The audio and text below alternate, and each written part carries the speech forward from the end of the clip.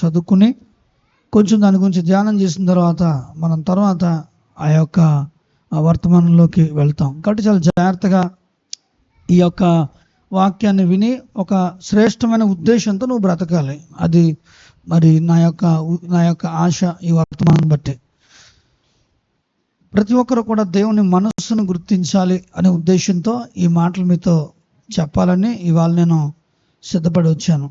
కాబట్టి చాలా జాగ్రత్తగా ఈ మాటలు మైండ్లో, మరి బయట చెప్పినటువంటి రీతిగా కాదు, ఎప్పుడు విన్నట్టుగా కాదు, ఖచ్చితంగా ఏదో ఒక విషయం నీకు దీంట్లో అవకాశం ఉంటుంది. నీకు సంబంధించిన విషయం ఏదో ఒకటి ఉంటుంది ఖచ్చితంగా. హల్లెలూయా, హల్లెలూయా. దేవుని యొక్క వాక్యంలో నుంచి మార్కు సువార్త 1వ అధ్యాయము. పెద్ద విషయాలు ఏం చెప్పట్లేదు, నేను సింపుల్గానే చెప్తున్నాను, అది చాలా జాగ్రత్తగా. మార్కు సువార్త 1వ అధ్యాయము 15వ వచనం, 14-15 వచనాలు చదువుకుందాం.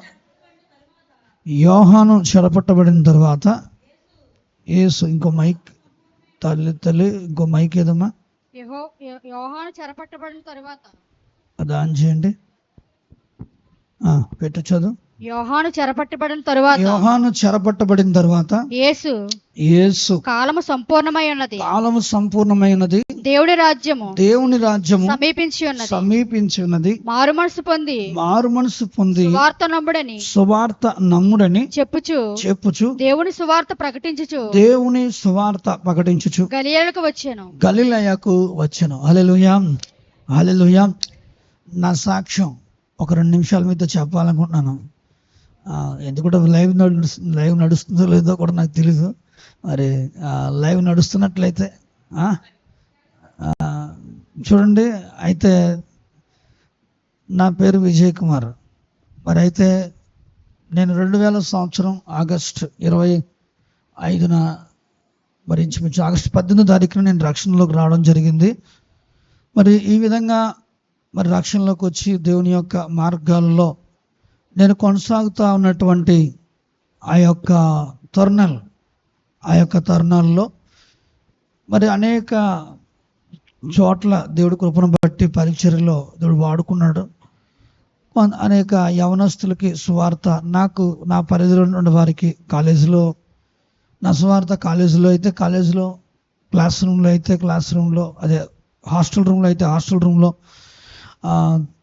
అలాగే బస్సులో వెళ్తే బస్సులో, ఎక్కడ నాకు వీలైతే అక్కడ దేవుని యొక్క సువార్త చెప్తూ అనేక మందికి దేవుని గురించి పర్సనల్ గాస్పల్ విషయంలో దేవుడు నన్ను పరిచర్యలో వాడుకుని ఆయా చర్చెస్లో సహకారిగాను, ఆయా చర్చెస్లో మరి దైవజనుగా కూడా దేవుడు నన్ను వాడుకోవడం జరిగింది.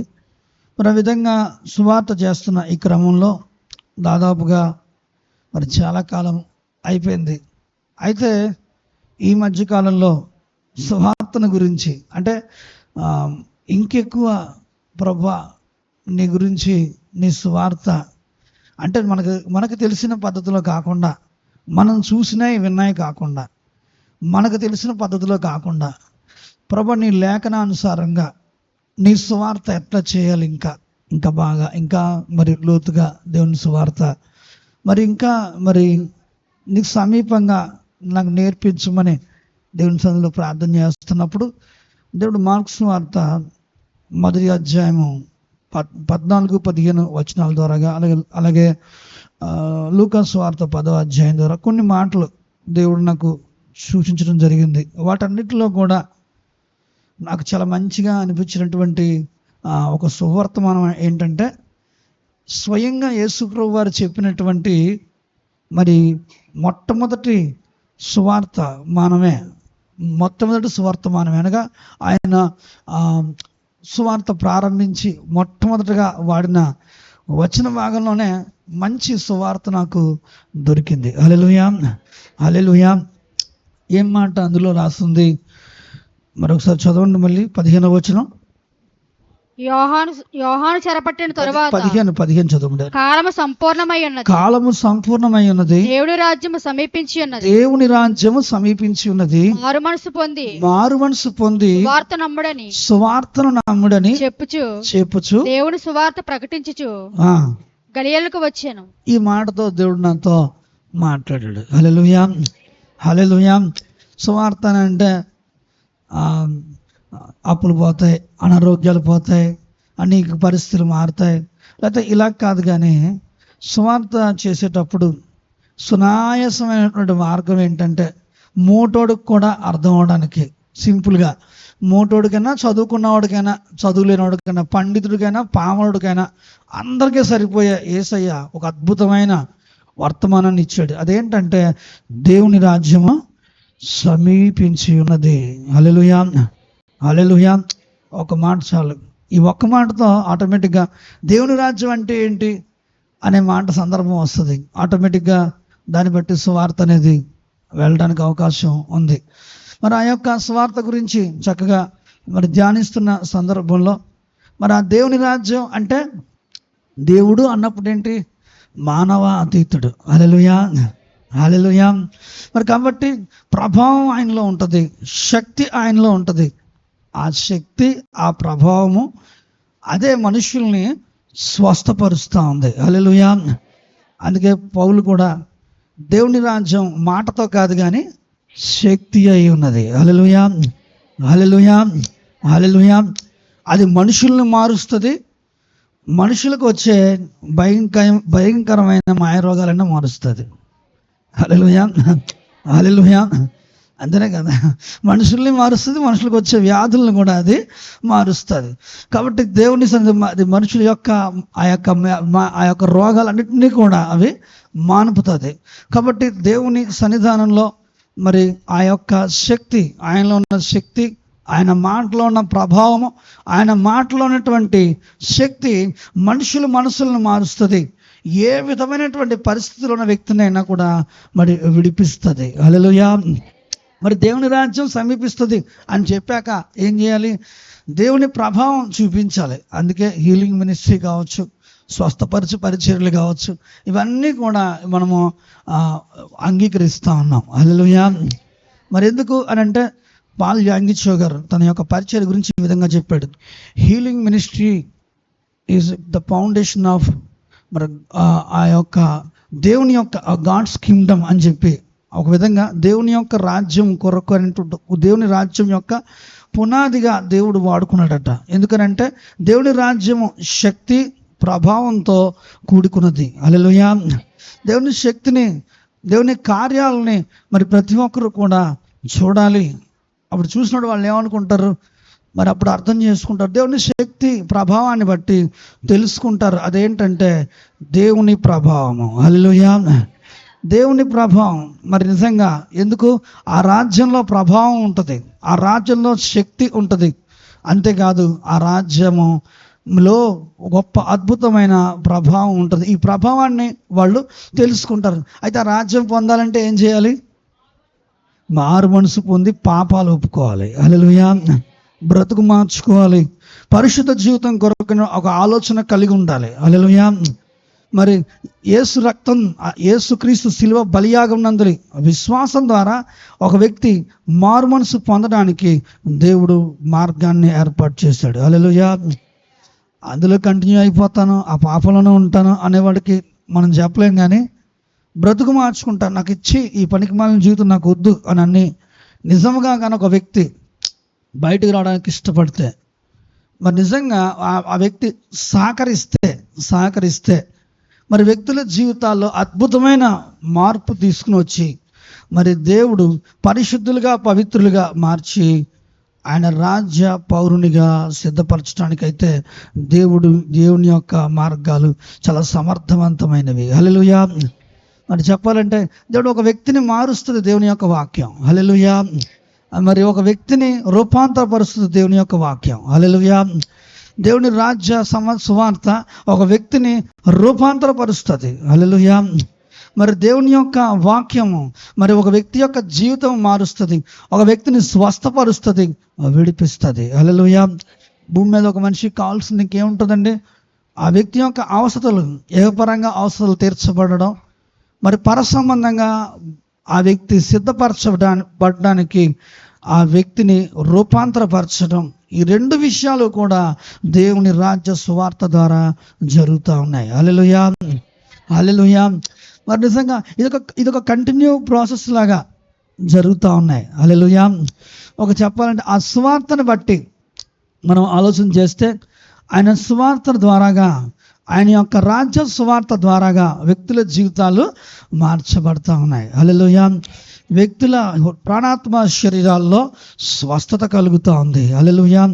అన్ని విషయాల్లో కూడా విడుదల, స్వస్థతను దేవుడు దయచేస్తున్నాడు. హల్లెలూయా. ఎందుకనగా హెబ్రీలకు రాసిన పత్రిక 13వ అధ్యాయం 8వ వచనంలో ఉన్నమాట. యేసుక్రీస్తు నిన్న నేడు ఒకటే రీతిగా ఉన్నాడు. అవును, యుగ యుగములకు ఒకటే రీతిగా నమ్మగలిగితే నాడు జరిగిన అద్భుతాలు నేడు కూడా నీ కొరకు దేవుడు చేయగలడు. హల్లెలూయా. హల్లెలూయా. మనకున్న ప్రతి స్థితిగతులు కూడా ఆయన మార్చగలడు. నమ్మగలిగితే దేవుడు అలాంటి కార్యాలు చేస్తాడు. కాబట్టి దేవుని సువార్త నమ్మి నిజంగా నువ్వు నిలబడితే దేవుడు నీ కొరకు అద్భుతాలు చేస్తాడు. హల్లెలూయా. హల్లెలూయా. కాబట్టి నిజముగా మరి ఆయన రాజ్య సంబంధమైనటువంటి ఈ సువార్త ఈ విధంగా జరుగుతూ ఉన్నప్పుడు మరి ఆయన మొట్టమొదటిసారి గొర్రె పిల్లగా ఈ లోకానికి వచ్చాడు. హల్లెలూయా. హల్లెలూయా. ఇప్పుడు రెండోసారి ఆయన కొదమ సింహం లాగా అన్నట్టు ఆయన మరలా త్వరలో రాబోతా ఉన్నాడు. హల్లెలూయా. మొదటిసారి వచ్చాడన్న మాట ఎంత సత్యమో రెండోసారి కూడా ఆయన వస్తున్నాడు అనేటువంటి మాట అంత సత్యం. హల్లెలూయా. మరి ఆయన వచ్చేటప్పుడే ఈ దేవుని రాజ్యాన్ని మన కొరకు తీసుకురాబోతా ఉన్నాడు. హల్లెలూయా. ఆ సత్య సువార్తే నేడు మనం ఇప్పుడు ప్రకటిస్తూ ఉన్నాం. హల్లెలూయా. ఇలాంటి పరిస్థితుల్లో మనుషులు అనుకుంటూ ఉంటారట ఏమనంటే 2 పేతురు రాసిన పత్రిక 3వ అధ్యాయము 4వ వచనం నుంచి చదువుకుంటూ వెళ్దాం. చూడండి ఒకసారి. ఆయన రాకడను గూర్చిన వాగ్దానం ఏమాయను, పితరులు నిద్రించినది మొదలుకుని సమస్తమును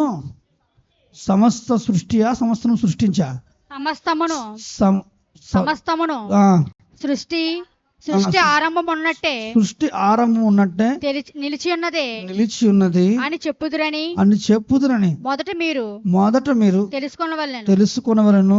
ఎలయనగా పూర్వము నుండి ఆకాశం ఉండిననియు నీళ్లలో నుండి నీళ్ల వలన సమకూర్చబడిన భూమియు దేవుని వాక్యము వలన కలిగిననియు వారు బుద్ధిపూర్వకముగా మరుతురు. ఆ నీళ్ల వల్ల అప్పుడున్న లోకము నీటి వరదలో మునిగి నశించెను. అయితే ఇప్పుడున్న ఆకాశమును భూమియు భక్తిహీనుల తీర్పును నాశనమును జరుగు దినము వరకు అగ్ని కొరకు నిలవ చేయబడినదై అదే వాక్యం వలన భద్రము చేయబడి ఉన్నది. హల్లెలూయా. హల్లెలూయా. హల్లెలూయా. ఈ పీరియడ్లో మనం ఉన్నాం. ఈ పార్ట్లో మనం ఉన్నాం. మనకు ముందుగా శిలువ బలియాగం అయిపోయింది. మన వెనక కాలంలో మన ముందు కాలంలో ఆయన రాకడ సమీపిస్తూ ఉంది. మనం ఎక్కడున్నప్పుడు ఆ మధ్యలో ఉన్నాం. ఆ మధ్యలో ఏంటి, ప్రజలందరూ ఇప్పుడు యేసయ్య వస్తాడంట్రా, మళ్ళీ వస్తాడంట్రా, మరి ఎప్పుడు వస్తాడో, మరి అది ఎగతాళి చేసుకునేటువంటి ఆ యొక్క ఇవన్నీ కూడా ఎగతాళి పూర్వకమైన ఆ యొక్క విధానంలో మనుషులు ఆలోచన చేసుకునే ఆ యొక్క కాలంలో ఇప్పుడు మనం ఉన్నాం. మరి దేవుడు ఎందుకని ఆ యొక్క ఈ కాలంలో ఇలాగా ఎన్నో సూచనలు జరిగినాయి. చెప్పాలంటే ఆయన రాకడ కొరకు జరగాల్సిన సూచనలు చాలాసార్లు జరిగాయి. ఇది ఇక లోకం ఎండ్ అయిపోద్ది అన్నప్పుడు మళ్ళీ స్టార్ట్ అయ్యేది. హల్లెలూయా. హల్లెలూయా. అంటే ఆయా భూకంపాలు, ఆయా యుద్ధాలు, మరి ఆయా పరిస్థితులు ఇవన్నీ చూసినప్పుడు ఇక రేపు రాకడేమో అని అనిపించేలాగా మరి చాలా పరిస్థితులు వచ్చినాయి.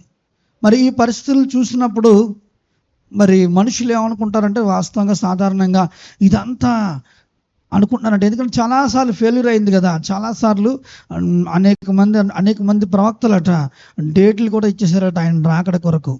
మరి అట్లాంటి వాళ్ళందరూ కూడా ఫెయిల్యూర్ అయిపోయారు. మరి కాబట్టి ఆ ఫెయిల్యూర్ అయిపోయిన ఆ పరిస్థితి బట్టి కూడా సంఘం ఎలా అయిపోయిందంటే ఎప్పుడు చల్లారిపోయింది మొత్తం. మనం నెమ్మదిగా పని చేసుకుంటూ, వ్యాపారం చేసుకుంటూ, ఏదో భక్తి చేసుకుంటూ మనం కాలక్షేపం చేసేస్తే చాలు అనేటువంటి ఒక కాన్సెప్ట్లోకి మనుషులు వచ్చేసారు. అసలు దేవుడు ఎందుకని ఈ పరిస్థితి కలిగించడానికి కారణం ఏంటి అని ఒకవేళ పరీక్షించి చూస్తే దేవుని యొక్క ఉద్దేశాలు, తలంపులు చాలా విభిన్నంగా ఉన్నాయి. ఆయన రాకడను బట్టి ఆయన ఉద్దేశం, మూల లక్ష్యము మనము తెలుసుకుంటే మనము దేవునిలో ఒక ఉన్నతమైనటువంటి ఆత్మీయతతో కలిగిన జీవితాన్ని జీవించగలుగుతాం. ఆయన ఉద్దేశం ఏంటి, ఆయన తలంపు ఏంటి ఒకవేళ మనం గుర్తిస్తే. అందుకే ఆయన మనస్సుని నువ్వు మొట్టమొదట తెలుసుకోవాలి అని నేను మీతో ఈ మాటలు చెప్తా ఉన్నాను. ఆయన మనస్సుని నువ్వు గుర్తించాలి. అసలు ఆయన వ్యక్తిత్వం గురించిన ఆ యొక్క విధానం, దేవుడు ప్రేమై ఉన్నాడు అని చెప్పుకుంటూ ఉంటాం.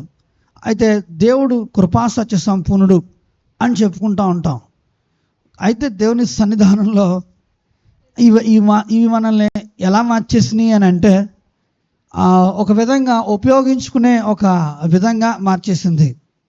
ఉదాహరణకి ఏంటంటే, మనము ఒక విధంగా చెప్పాలి అని అంటే ఆరాధనలో కూడా, మళ్ళీ అయితే దేవుని గుణలక్షణాల్లో కూడా, ఇప్పుడు చూడండి, తలుచుకునేటప్పుడు కూడా ఎలా తలుచుకుంటాం, కొన్నిసార్లు కొన్ని విషయాలు తలుచుకుంటాం సందర్భోచితంగా. మతం అనేటువంటి ఒక కోణంలో ఇప్పుడు జ్ఞాపకార్థ కూటం ఉందనుకోండి, జ్ఞాపకార్థ కూటం గురించి మాట్లాడుకుంటాం, అవునా కదా. కృతజ్ఞత కూటం ఉందనుకోండి, దాని గురించి మాట్లాడుకుంటాం. పెళ్ళి అనుకోండి, పెళ్ళి గురించి మాట్లాడుకుంటుంటాం. ఇంకా అదే దాని సంభాషణే ఒక మతం విధానంలో. అలాగే ప్రేమ అనే అంశం ఉందనుకోండి, ప్రసంగాలు తీసుకున్నారనుకోండి, ప్రేమ అనే అంశం ఉందనుకోండి, ప్రేమ గురించే మనం ఆడుకుంటూ వెళ్ళిపోతూ ఉంటాం. కృప అనే అంశం ఉందనుకోండి, కృప అనే అంశం గురించి వెళ్ళిపోతూ ఉంటాం. అక్కడ స్ట్రక్చర్ మీద ఉన్నాయి. ఇప్పుడు ఈ మధ్యకాలంలో సర్చ్ బైబిల్ అది వచ్చింది, అదైతే మరీ దారుణం. ఆదికాండం నుంచి ప్రకటన గ్రంథం వరకు సంబంధం ఉన్నా సంబంధం లేకపోయినా అందులో ఉండి 4-5 వాక్యాలు ఉపయోగపడతాయేమో నాకు తెలిసి. మొత్తం వరుసగా వచ్చేస్తూ ఉంటాయి. అటు ఇటు మార్చుకుని మనం మళ్ళీ రాసుకోవాలి. అంత రాసుకుంటే ఎంత ఉపయోగపడితే ఇక్కడికి వచ్చిందో తెలియదు. తిరమోసి 20 పాయింట్లు రాసుకొచ్చాం అనుకోండి, ఇక్కడ చెప్పగలిగితే 3-4 పాయింట్లే. అలా ఉంటుంది సిచ్యువేషను. అలాగా మరి ఒక విధంగా ఆ యొక్క విధానం అసలు ఏంటి, ఈ విధానం చూస్తే ఎలా ఉంటుంది అంటే, ఫ్యాన్ ఆన్ చేస్తే ఫ్యాన్ ఆన్ అవుతుంది, లైట్ ఆన్ చేస్తే లైట్ ఆన్ అవుతుంది, ఏసీ ఆన్ చేస్తే ఆ ఏసీ ఆన్ అయినట్లుగా. జ్ఞాపకార్థ కూటం అంటే జ్ఞాపకార్థ కూటం సందర్భమే. మనం ఏదైనా అంతే కదండి, ఆ పరిధి బయట దాటి మనం మాట్లాడలేం కదా, ఎలాగైనా సరే సందర్భం. ఒక విధంగా ఒక సువార్త అంటే సువార్త గురించి మాట్లాడతాం, ఇంకా ఇక లోతుగా చెప్పడానికి అవకాశం అక్కడ ఉండదు. అలాగా ఒక పరిమితికి బాండేజ్ అయిపోయి మనము ఉంటున్న పరిస్థితిలో మనం ఉన్నాం. కాబట్టి ఈరోజు దేవుని యొక్క అంతరంగంలో ఉన్న సంఘర్షణ అనేటువంటిది కూడా ఒకటి ఉంది. ఇప్పుడు నువ్వు చూడండి, కొంతమంది చాలా అంతర్మదన పడుతూ ఉంటారు కూర్చుని. మీరు గమనించండి, అటు తిరుగుతారు ఇటు తిరుగుతారు, వాళ్ళకి వచ్చే ఇబ్బందుల్లో ఇరుకుల్లో ఒక అంతరంగ మదన పడుతూ ఉంటారు. ఆ మదన చూస్తే చాలా ఆశ్చర్యం వేస్తూ ఉంటుంది. వాళ్ళతో వాళ్ళే మాట్లాడేసుకుంటూ ఉంటారు, వాళ్ళతో వాళ్ళే ఏకపాత్రాభినయం చేసేస్తూ ఉంటారు. ముఖ్యంగా ఎవరూ లేనటువంటి విధవరాండ్రులు ఒకటి, తర్వాత తల్లిదండ్రులు పోగొట్టుకున్న మరి కుమారులు ఒకటి, ఎక్కువగా మరి ఇలాంటి సంభాషణలు మనం ఎక్కువగా చూస్తూ ఉంటాం. అంటే అంతర్మదనం, వాళ్ళలోనే వాళ్ళు ఇద్దరు వ్యక్తులు మాట్లాడుకున్నట్టుగా వాళ్ళు మాట్లాడుకుంటూ ఉంటారు. ఇది మనుషుల్లోనేనా అని అనుకుంటే నాకు అనిపించింది, దేవుడు కూడా ఒక విధంగా అలాంటి అంతర్మదనం ఆయనలో నేను గమనించడం జరిగింది. ఈరోజు నేను వాక్యం చదువుతూ ఉన్నప్పుడు ఆ అంతర్మదనం అంతర్మదనం అనిపించింది. ఎలాంటి ఆ యొక్క అంతర్మదనం అని అంటే, మరి ఆ అంతర్మదనాన్ని బట్టే ఒక విధంగా ఇవన్నీ పరిస్థితులు కూడా. కాబట్టి ఆ అంతర్మదనం ఒకసారి చూద్దాం. మరి ఆదికాండం నిర్గమకాండం నుంచి జరిగినటువంటి ఆ యొక్క కథని మరి దాదాపుగా నిర్గమకాండం మొదలుకొని 2వ దినవృత్తాంతాల గ్రంథం వరకు జరిగినటువంటి ఆ యొక్క వృత్తాంతాలన్నీ కూడా సింపుల్గా మనకి యెహెజ్కేలు గ్రంథం 20వ అధ్యాయము 4 నుంచి ఇంచుమించు 25 వచనాల దాకా ప్రభు మాట్లాడిన మాటలు. ప్రభు అనుకున్నాడట, అనుకుని ఆగాడట. కొన్ని విషయాలు అవి వరుసగా మూడు పార్ట్లుగా రాయబడి ఉన్నాయి. అది నాకు చాలా ఆశ్చర్యం అనిపించింది. మరి దేవుడు మనిషిలాగా అలా ఆలోచన చేస్తాడా అని చాలా ఆ విషయం చూడగానే, దేవుడు వ్యక్తి అనే మాటకి అది శక్తి కాదు, వ్యక్తి అనే మాటకి అది ఒక అద్భుతమైన సూచనగా ఉంటుంది. మనం శక్తిలో వాడుకుంటాం, ఫ్యాన్ వేస్తే వెలిగినట్టుగా, ఆపేసినట్టుగా. మన ప్రార్థన మనకి మనసు వస్తే ప్రార్థన చేస్తాం. మనకి మనసు లేదనుకోండి, వెళ్ళిపోయి కూర వండుకుంటాం, చారు వండుకుంటాం, చేసుకుంటూ ఉంటాం, అవునా? మరి లేదా బయట తిరుగుతాం, ఏదో చేస్తాం. అదేంటంటే ఒక విధంగా దేవుడు సందర్భం వచ్చేటప్పటికి మన విధానం, ఆయన చూస్తున్నాడు, వింటున్నాడు, ఆయన వ్యక్తి అనేటువంటి భావన మనకు ఉండదు. కానీ అలా కలిగించాలి అనే ఉద్దేశంతోనే నేను ఈ యొక్క చిన్న వాక్య భాగాన్ని మీ చేతనే చదివిస్తూ చిన్నగా నేను ఈ యొక్క వర్తమానంలో ముందుకు వెళ్ళాలని అనుకుంటాను. ఎందుకంటే ఆయన మనస్సు నువ్వు గుర్తించాలి, ఆయన వ్యక్తిత్వాన్ని నువ్వు గుర్తించాలి అనే ఉద్దేశంతో ఇది నేను ఒక వ్యక్తి మాట్లాడుతున్నట్టుగా ఆయన మాట్లాడుతున్నట్టే నాకు చాలా అది ఆశ్చర్యం అనిపిస్తుంది. ఒక మనిషి మాట్లాడుకున్నట్టే, ఓ మనిషి మాట్లాడుతున్నట్టే. నేను ఇలా అనుకోలేదు, నేను అనుకున్నాను అంటాడు, అలా అనుకుని ఇలా చేశాను అంటాడు. నాకు అది చాలా మంచిగా అనిపించింది. అందుకొరకు నీకు ఈ మాట చెప్తున్నాను. ఒకసారి చూద్దాం. 23 నుంచి చదువుకుంటాం, 4 నుంచి చదువుదాం. చూడండి 20 అమ్మా యెహెజ్కేలు గ్రంథం 20వ అధ్యాయము 5వ వచనం కాడి నుంచి చూడండి. ఎట్లనగా ప్రభువైన యెహోవా ఇలాగు సెలవిచ్చుచున్నాడు, నేను ఇశ్రాయేలుని ఏర్పరచుకున్నవాడును. చూడండి, మీ బైబిల్స్ కూడా తీయండి. అంటే ఎందుకంటే ఇది ఎక్కువ చదివించడానికి అవ్వదు, చాలా టైం పడేస్తుంది. కాబట్టి దయతో బైబిల్స్ తీసి మీరు చూస్తూ నేను చెప్తున్న మాట వినాలి. ఓకేనమ్మా? ఓకే. కానీ 20వ అధ్యాయం 5వ వచనం కాంచి యాకోబు సంతతికి ప్రమాణం చేసిన నాడును ఐగుప్తు దేశమందు నన్ను వారికి ప్రత్యక్షపరచుకొని ప్రమాణము చేసి నేను మీ దేవుడైన యెహోవానని నేను ప్రకటించిన కాలమున వారిని ఐగుప్తు దేశంలో నుండి రప్పించి వారి కొరకు నేను విచారించినది పాలు తేనెలు ప్రవహించినది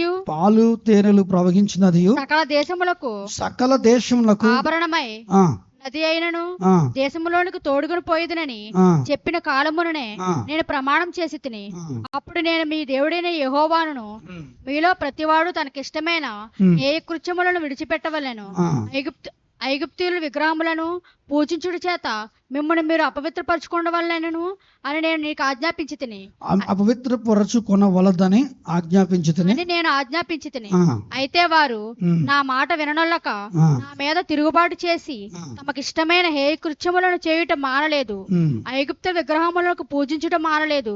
గనుక వారు ఐగుప్తుల దేశంలో ఉండగానే నేను నా రౌద్రము మీద వారి మీద కుమ్మరించి నా కోపం వారి మీద తీర్చుకుందని అనుకుంటుని. వారి మీద నా రౌద్రము కుమ్మరించి, ఇదే మీరు అండర్లైన్ చేయండి. వారి మీద నా రౌద్రము కుమ్మరించి నా కోపమును వారి మీద తీర్చుకుందునని అనుకుంటుని. అయితే ఏ అన్యజనుల ఎదుట నన్ను నేను బయలుపరుచుకుంటున్నా. ఏ అన్యజనుల మధ్య వారుంటిరో ఆ అన్యజనుల్లో అమ్మ ఆ అన్యజనుల వారున్న అన్యజనుల ఎదుట అన్యజనుల ఎదుట వారికి నన్ను బయలుపరుచుకుంటుని నా నామమునకు దోషణ కలగకుండుటకై అలాగు చేయుట మాని ఆ జనులు చూచుండగా నా నామ ఘనత కొరకు నేను వారిని ఐగుప్తు దేశంలో నుండి రప్పించితిని. ఈ పార్ట్ ఒకసారి మీరు గమనించండి. వాళ్ళు ఐగుప్తు దేశంలో ఉండగా వారికి దేవుని యొక్క వర్తమానం వెళ్ళింది మోషే అహరోనుల ద్వారాగా. ఏమని వర్తమానం వెళ్ళింది అని అంటే, వింటున్నారా? మీరు ఆ యొక్క అన్య దేశంలో ఉన్నారు, మరి మీ యొక్క ప్రవర్తన అంతా విడిచిపెట్టి, అన్య దేవతల్ని విడిచిపెట్టి, లేదా ఇతర మార్గాలను విడిచిపెట్టి మీరు దేవుని సన్నిధానంలోకి తిరగాలి. మరి అలా తిరిగితే నేను మీకు దేవుడినే ఉంటాను అని వారితో దేవుడు నిబంధన చేశాడు. హల్లెలూయా, హల్లెలూయా. అసలు ఎందుకు అని అలా చేసిన తర్వాత చేసినప్పటికీ కూడా వాళ్ళు ఏం చేశారనంటే, దేవునికి మాట ఇచ్చినట్టు ఇచ్చి మళ్ళా వాళ్ళ పాత మార్గంలోకే వెళ్ళిపోయారు. ఎక్కడ జరిగింది ఇది? ఐగుప్తులోనే జరిగింది. డైరెక్ట్గా ఎక్కడ జరిగింది? ఈజిప్ట్స్లోనే జరిగింది. అప్పుడు ఆయన అనుకున్నాడంట, నా రౌద్రాగ్ని వారి మీద కుమ్మరించుదనని అనుకున్నాడట. కానీ అన్యజనుల ఎదుట నన్ను నేను బయలుపరుచుకున్నాను కదా. మరి వాస్తవానికి ప్రభువే కదా మోషే పంపించింది, మరి ఆ సువర్తమానం పంపించింది. మరి నేను బయలుపరుచుకున్నాను కదా, మరి నా నామం అనేటువంటిది దూషణ పాలు కాకుండా ఉండేలాగున మరి నా నామం దూషణ పాలు కాకుండా మళ్ళా ఆ రౌద్రాగ్ని కుమ్మరించకుండా మళ్ళీ ఆ అభిప్రాయం మార్చుకుని ఆ యొక్క ఐగుప్తు దేశంలో నుండి నేను బయటకి రప్పించితిని అంటున్నాడు. హల్లెలూయా, హల్లెలూయా. ఇక్కడ దేవుని మనస్సు ఒకసారి మీరు గమనించండి. మరి అనుకున్నాడంట అలాగా, కానీ అలా చేయకూడదులే, మళ్ళీ అలా వద్దు. ఎందుకంటే మరి వారికి వర్తమానం వీళ్ళని బట్టి కొంతమంది పాడైపోతారు, కొంతమంది మరికి అర్థం కాదు దేవుని యొక్క ప్రేమ శక్తి. కాబట్టి వీళ్ళని అలా చేయకూడదని దేవుడు ఏం చేశాడనంటే వాళ్ళని ఐగుప్తు దేశంలో నుంచి బయటికి తీసుకొచ్చాడట. ఇది నా మాట లేకపోతే అక్కడున్న మాట? నేను చెప్తుంది అక్కడున్న మాట చెప్తున్నాను. అంటే దేవుని సన్నిధిలో దేవుని వ్యక్తిత్వం ఆ విధంగా. ఇంకొక కంటిన్యూ చేద్దాం, ఇంకో మాట. వారిని ఐగుప్తు దేశంలో నుండి రప్పించి అరణ్యములోనికి తోడుకుని వచ్చి వారికి నా కట్టడలు నియమించి నా విధులను వారికి తెలియజేసి తిని ఎవరైనా వాటిని అనుసరించినట్లా వాటిని బట్టి బ్రతుకుదురు. ఇదిగో ఈ మాటలన్నీ మీరు ఆలోచించాలి. చదువుకుంటూ వెళ్ళిపోవడమే కాదు, మైండ్లో ఆలోచిస్తూ ఉండండి. నేను చెప్తున్న మాట మరి దేవుని యొక్క వ్యక్తిత్వం, ఆ మనస్సు చాలా జాగ్రత్తగా మైండ్లో ఆలోచన. చదువు. మరియు యెహోవానగు నేనే వారిని పవిత్రపరచువాడనని వారు తెలుసుకున్నట్లు నాకును వారికిని మధ్య విశ్రాంతి దినములకు వారికి సూచనగా నేను నియమించితిని. అయితే అరణ్యమందు ఇశ్రాయేలు నా మీద తిరుగుబాటు చేసి నా కట్టడలను అనుసరింపక తాము అనుసరించి బ్రతుకువల్లని నేను ఇచ్చిన విధులను తృణీకరించి నేను నియమించిన విశ్రాంతి దినములను అపవిత్రపరచగా అరణ్యమందు నా రౌద్రాగ్నిని వారి మీద కుమ్మరించి వారి నిర్మూలము చేయదని అనుకుంటుని. ఈ మాట కూడా అండర్లైన్ చేసుకుంటాను. అరణ్యంలో వారి మీద నా రౌద్రాగ్ని కుమ్మరించి వారిని నిర్మూలన చేయుతునని అనుకుంటుని. తర్వాత అయితే నేను వారిని రప్పింపగా ఏ అన్యజనులు చూచిరో ఏ అన్యజనుల్లో నుండి నేను వారిని రప్పించుదునో వారి ఎదుట నా నామమునకు దోషణ కలుగునట్లు నేను అనుకున్న ప్రకారం చేయక మానితిని. హల్లెలూయా, హల్లెలూయా, హల్లెలూయా. అంటే ఆ వారిని బయట తీసుకొచ్చాడు. ఇందాక మనం ఎక్కడ ఆ సన్నివేశం, ఫస్ట్ సన్నివేశం ఎక్కడ జరిగింది? ఆ ఐగుప్తు దేశం. ఇప్పుడు అరణ్యంలో, సేమ్ అరణ్యంలో కూడా మరి వాళ్ళని ఆయన ఇసికించారు. అప్పుడు కూడా ఆయన మరి అనుకున్నాడు రౌద్రాగ్ని కుమ్మరించాలని. కానీ మరి ఎవరిని బట్టి అది ఆఫ్ చేశాడట? అన్యజనులు ఎదుట ఆయన నామము దూషణ పాలు కాకుండా ఉండులాగున వాళ్ళని అలా ఉండనిచ్చాడట. చూసారా? అంటే దేవుడు ఎలా ఆలోచన చేస్తున్నాడు, మన కొరకు కాదు, మన చుట్టూ ఉన్న జనాంగం కూడా, వాళ్ళని కూడా దృష్టిలో పెట్టుకుని కొన్ని విషయాలు చూసి చూడనట్టుగా వదిలేస్తున్నాడు దేవుడు. కొంతమంది ఏం చేస్తుంటారు, అది తెలియక ఇష్టానుసారంగా జీవిస్తూ ఉంటారు. అది చాలా ప్రమాదం. దేవుడు ఎందుకు ఆపుతున్నాడో ఒకళ్ళు అంటారు, ఆడికి ఎందుకంటే ఆడంత దిక్కుమాలిన జీవితం జీవిస్తున్నా, భయంకరమైన జీవితం జీవిస్తున్నా, ఆడికి ఏమి కాదంటే, దేవుని తలంపు ఏంటో మనకేం తెలుస్తుంది, మనకేం అర్థమవుతుంది?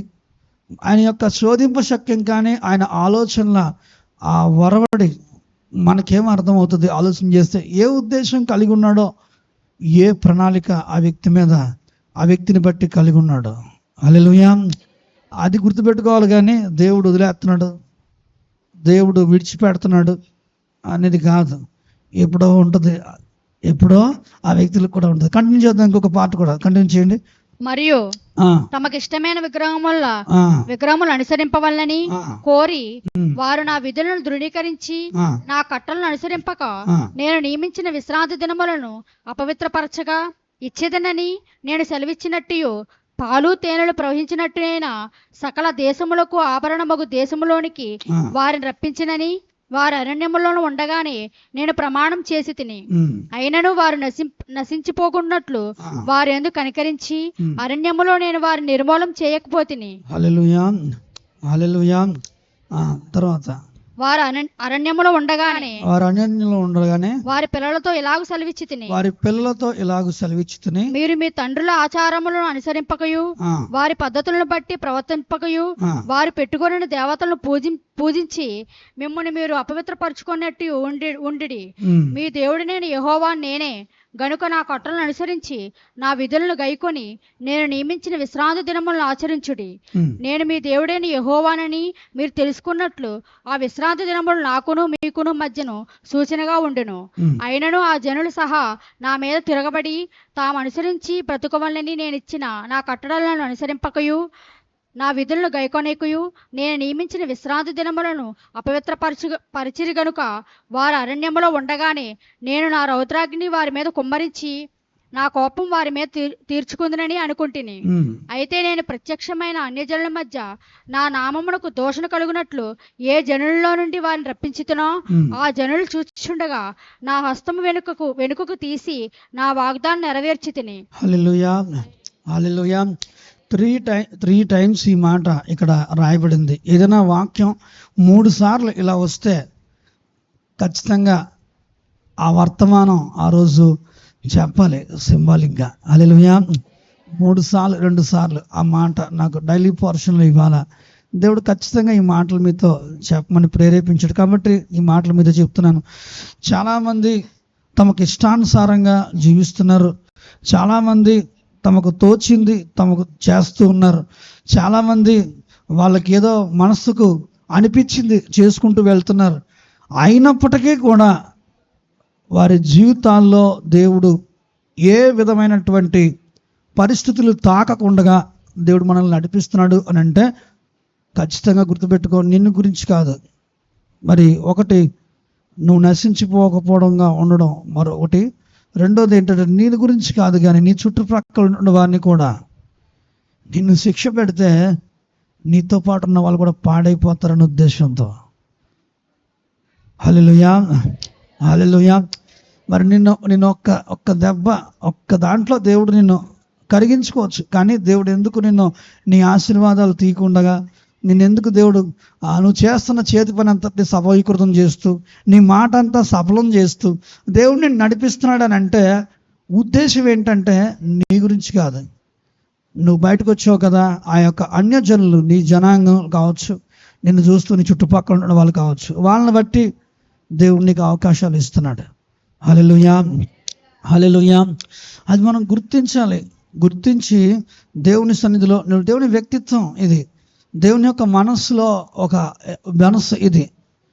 దేవుని యొక్క విధానం ఎలా ఉంటుంది అంటే ఆయన ఒక వ్యక్తి మీద, ఒక సమూహం మీద కనుక కోప పడకూడదు అనే ఆలోచన ఆయనకి ఉంటా ఉంటుంది. అందుకే కొన్నిసార్లు పిలిచిన వెంటనే కొన్ని స్థలాలకి ఆయన ప్రభావం, కొన్ని కార్యాలకు ఆయన ప్రభావం పనిచేయదు. పిలిచిన వెంటనే ఆయన కార్యాలు అక్కడ పనిచేయవు. పిలిచిన వెంటనే ఆయన కొన్ని స్థలాల్లోకి ఆయన సన్నిధి దిగి రాదు. ఎందుకు అని అంటే దేవుని యొక్క వాక్యం స్పష్టంగా చెప్తూ ఉంటుంది. మరి ఏంటంటే ఇశ్రాయేలీయులు బంగారు దూడని ఒకటి సిద్ధపరచుకుని వాళ్ళు ఆ యొక్క దూడ ముందు గంతులు వేస్తూ మరి వారు ఇష్టానుసారంగా దేవునికి విరోధంగా జీవిస్తున్నప్పుడు, మరి ఇష్టానుసారంగా వారు దేవునికి విరోధంగా చేస్తున్నప్పుడు కొండ మీద ఉన్న మోషేతో దేవుడు మాట్లాడుతున్న మాటలు చూస్తే నాకు ఇప్పటికీ చాలా ఆశ్చర్యం కలిగిస్తూ ఉంటుంది ఆ మాటలు. అది చూద్దాం. దాదాపుగా అవి నిర్గమాకాండం 33వ అధ్యాయము 1 నుంచి 7 వచనాలు. ఇందులో చాలా విషయాలు ఉంటాయి, చూద్దాం ఒకసారి. దేవుని యొక్క వాక్యంలో 33 1 నుంచి. మరియు యెహోవా మోషేతో ఇట్లనెను, యెహోవా మోషేతో ఇట్లనెను, నీవు ఐగుప్తు దేశము నుండి తోడుకుని వచ్చిన ఐగుప్తు దేశం నుండి నువ్వు తోడుకుని వచ్చిన ప్రజలను బయలుదేరి నేను అబ్రహాముతోను ఇస్సాకుతోను యాకోబుతోను ప్రమాణము చేసి నీ సంతానమునకు దీనినిచ్చేదనని చెప్పి చెప్పిన పాలు తేనెలు ప్రవహించు దేశమునకు లేచి పొండి నేను నీకు ముందుగా దూతను పంపి కనానీయులను అమోరీయులను హిత్తీయులను పెరిజ్జీయులను హివ్వీయులను యెబూసీయులను వెళ్ళగొట్టెదను.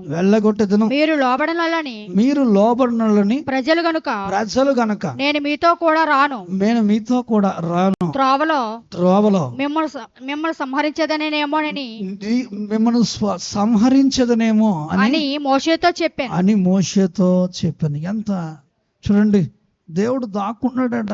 ఆయన కోపం చూపించాలని వస్తుందని చెప్పి ఆయన నేను నీతో రాను ఎందుకంటే ఒకవేళ వచ్చారనుకో మీరు లోపడిన వాళ్ళు రా బాబు, నేను ఒక్క గడి మీతో ఉంటే ఏమవుతుందో పరిస్థితి చూడండి. కంటిన్యూ చేద్దాం అన్నమాట. అక్కడి నుంచి మంచి మాటలు ఉన్నాయి ఎదురా. ప్రజలు ఆ దుర్వార్తను విని దుఃఖించిరి. ఎవడను ఆభరణము ధరించుకొనలేదు. కాగా యెహోవా మోషేతో ఇట్లనెను, నీవు నీ ఇశ్రాయేలుతోను మీరు లోబడన ప్రజలు ఒక క్షణమాత్రము నేను నడుమక వచ్చితినా, ఒక క్షణం మాత్రం మీ నడుమునకు వచ్చితనా మిమ్మును నిర్మూలము చేసేదను గనుక మిమ్మును ఏమి చేయవలెనను అది నాకు తెలియనట్లు మీ ఆభరణములను మీ మీద నుండి తీసివేయుడి అని చెప్పమనెను. కాబట్టి ఇశ్రాయేలీయులు హోరేబు కొండ యొద్ద తమ ఆభరణమును తీసివేసిరి. అంతట మోషే గుడారమును తీసి పాళెము వెలుపలకు వెళ్లి పాళెమునకు దూరముగా దానిని వేసి దానికి ప్రత్యక్ష గుడారమని పేరు పెట్టెను. హల్లెలూయా. అలా పుట్టిందండి ప్రత్యక్ష గుడారం. హల్లెలూయా. దేవుని మందిరం. మరి అక్కడ అందరి జనం మధ్యన ప్రభువు ఉండాలని ఆశపడతాడు. అయితే వీళ్ళు చేసిన ఆ చర్యలకు ఉండలేక వీళ్ళని ఒకవేళ ఉంటే గనక